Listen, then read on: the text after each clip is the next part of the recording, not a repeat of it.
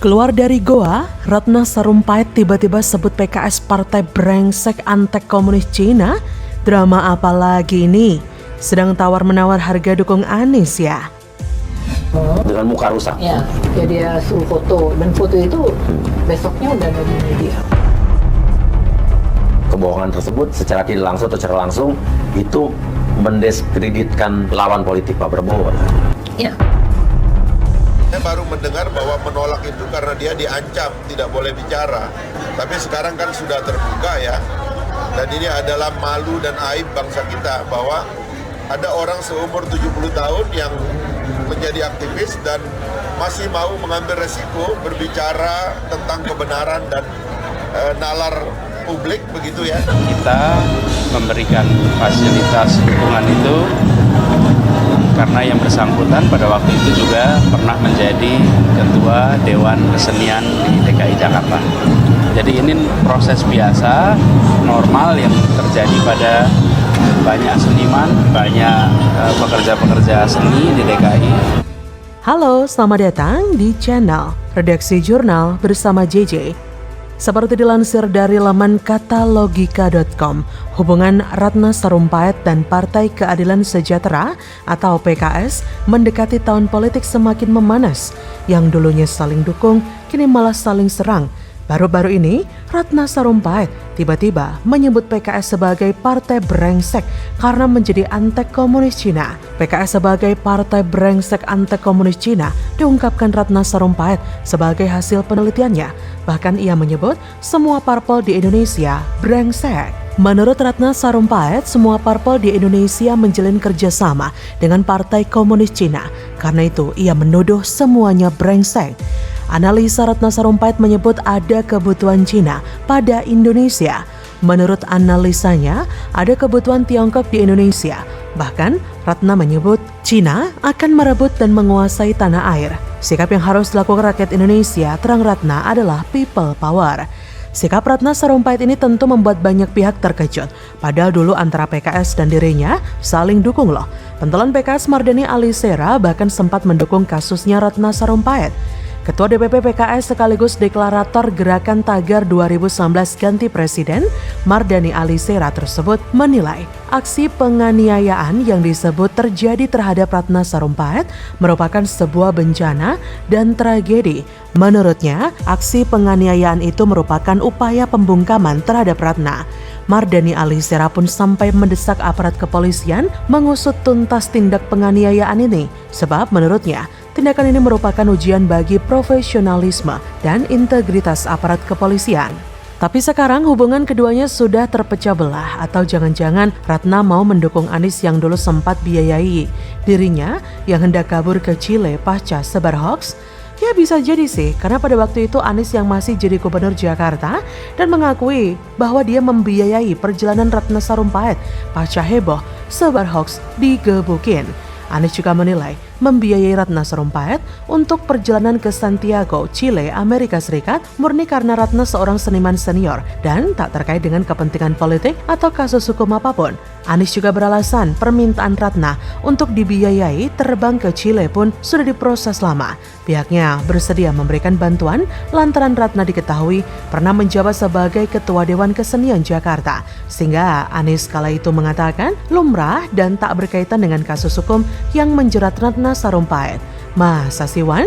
Intinya semuanya ada kaitannya dengan politik 2024. Bisa jadi ini merupakan strategi Ratna Sarumpait dan PKS untuk menghancurkan sistem kenegaraan yang dipimpin Jokowi. Tapi memang sih logika berpikir mereka ini sudah begitu dari sananya. Entah setan apa yang merasuki mereka. Apa sih salah Jokowi? Urusan pribadi pun yang disalahkan Jokowi. Dan apa yang dilakukan Ratna ini salah satunya untuk menghilangkan rasa malu. Banyak juga orang demi menghilangkan rasa malu lalu mempersalahkan orang lain. Tujuannya agar orang tidak fokus pada keadaannya yang memalukan, melainkan ke hal lain yang tidak berhubungan dengan hal itu. Tapi jujur ya, penulis agak jijik dengan kelakuan Ratna Sarumpait yang sok peduli dengan bangsa Indonesia ini.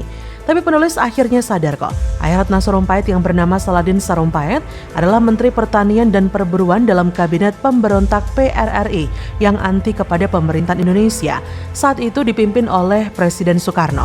Jadi nggak heran sih jika Ratna Sarumpait anti juga terhadap pemerintahan Indonesia yang saat ini di bawah kepemimpinan Jokowi. Apakah ini artinya ada DNA pemberontak yang mengalir dalam tubuh Ratna Sarumpait? Who knows? Jadi bagaimana menurut Anda?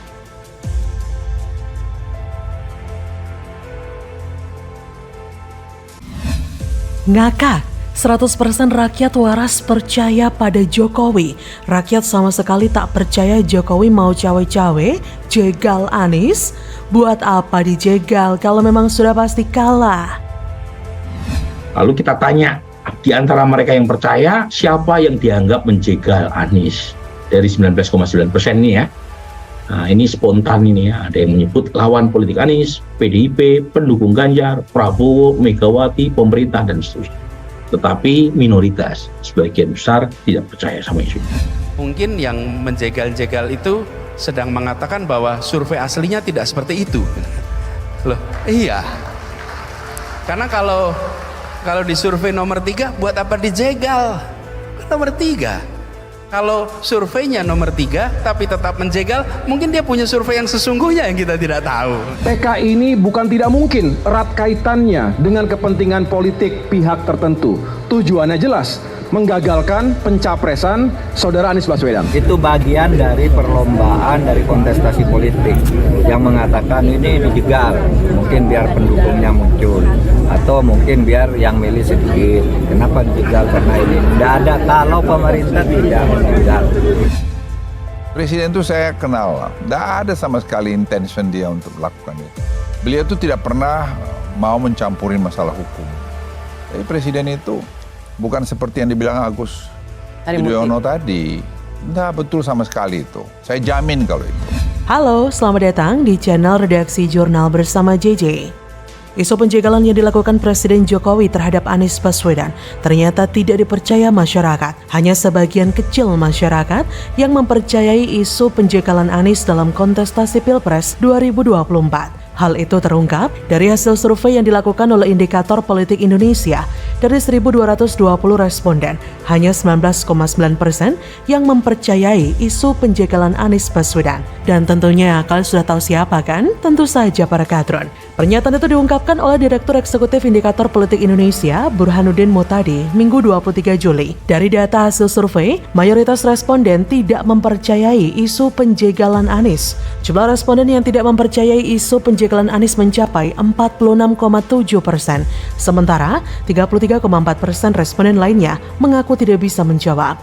Diketahui, isu penjegalan Anies sebelumnya dilontarkan oleh Ketua Umum Partai Demokrat, Agus Harimurti Yudhoyono. AHY menduga ada upaya Kepala Staf Kepresidenan KSP Muldoko mengajukan peninjauan kembali terkait kepengurusan Partai Demokrat untuk menjegal Anies. Menurut AHY, Jokowi terus mengganggu solidaritas Partai Demokrat yang menjadi anggota Koalisi Perubahan untuk Persatuan. Begini nih, kalau menyampaikan sesuatu hanya didasari oleh kebencian, masyarakat pun tidak ada yang percaya dengan pernyataan AHY tersebut. Konyol memang, padahal Anies itu masih di level kelas keong. Ibaratnya kencing masih belum lurus dalam persoalan dinamika politik, kok bisa-bisanya menuding Presiden Jokowi berupaya mati-matian untuk menjegal yang bersangkutan. Apa sih hebatnya Anies?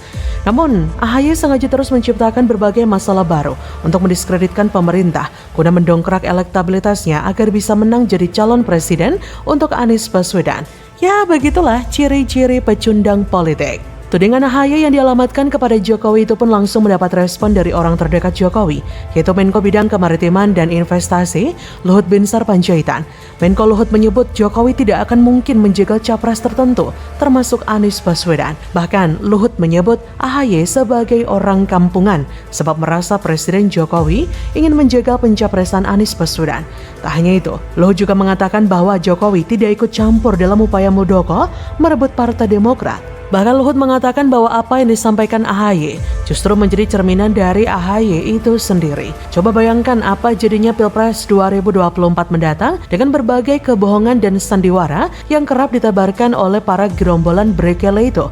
Pada pencalonan Anies sebagai baca pres yang diusung oleh Surya Paloh adalah sejarah blunder terbesar bagi NKRI. Mayoritas rakyat Indonesia jadinya gagal paham kok bisa-bisanya Surya Paloh sebegitu nafsunya mengusung manusia miskin prestasi satu ini jadi capres dengan membabi buta. Kalau saya sih sudah tidak heran lagi. Surya Paloh dan Anies pada hakikatnya sama-sama punya ambisi yang overdosis seperti seafood yang merindukan Mars. Surya Paloh telah dengan sengaja mengobok-ngobok dan mengadu domba NKRI dengan mencalonkan capres boneka modal poster editan, media RP dan para buzzer RP berbayar demi kepentingan elektabilitas partai gurem miliknya. Jadi, tanpa perlu dijegal pun capres boneka macam si Anies ini bakal tumbang terkapar, gak berdaya karena miskin prestasi dan mudah dikendalikan oligarki. JK, Surya Paloh, juga para komplotannya. Anies bakal tumbang dengan sendirinya. Mayoritas rakyat waras masih bisa menjaga NKRI, hasil perjuangan para pahlawan Nusantara agar tidak dirusak oleh badut keturunan imigran gelap Yaman itu.